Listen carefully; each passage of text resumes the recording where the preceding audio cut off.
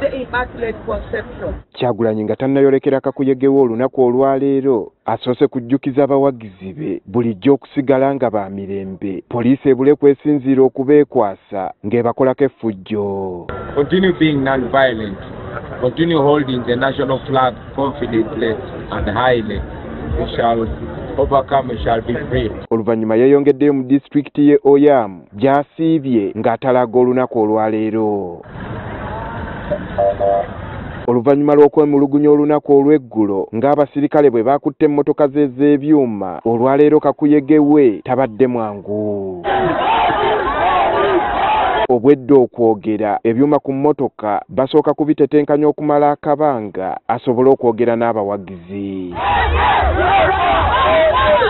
Embeera etandikidde mu katawuni ke Icheme mu tawuni kanso ye Oyam. Wano nga batetenkanya emmotoka y'ebizindaalo b'abawagizi babadde bwe beeyongera okumukuŋŋaanirako okumulaga omukwano. Kyaddaaki ebizindaalo bisobodde okukola n'ayogera n'abawagizi be. I know that our sound system is not very good because the police sound system. Kyagulanyi bw'ati abakalaatidde okukozesa omukisa guno bakyuse embeera y'ekitundu kyabwe. You see the road that comes here. After 40 years, you see the poverty here. Ebigambo wano ayogereddewo bitono oluvannyuma lw'ebyuma okuddamu okukyankalana. Yeeyongedde mu tawuni ye Oyam okukuyega abaayo era n'abayambi ba Kyagulanyi balabiddwako nga batetenkanya ebizindaalo asobole okwogera.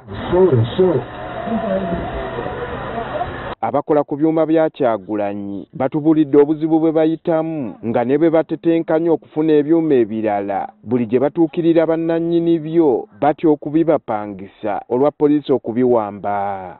Tulina sound yaffe gye tutera okukozesa buli lunaku.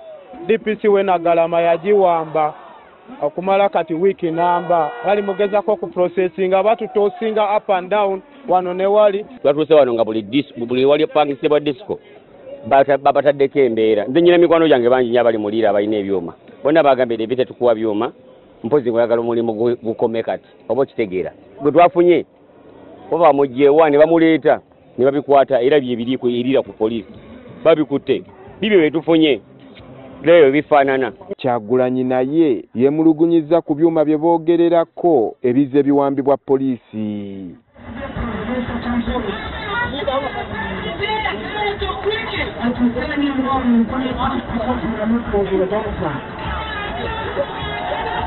Ono ategeezezza abantu b'eno nga bwe balina okuzuukuka balonde enkyukakyuka nga basinziira ku bizibu ebiri mu kitundu kyabwe.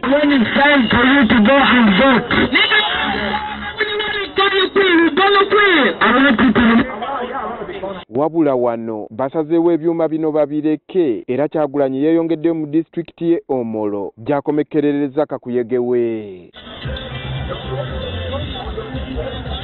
Olukuŋŋaana lwe alukubye mu tawuni kanso ye Opiti.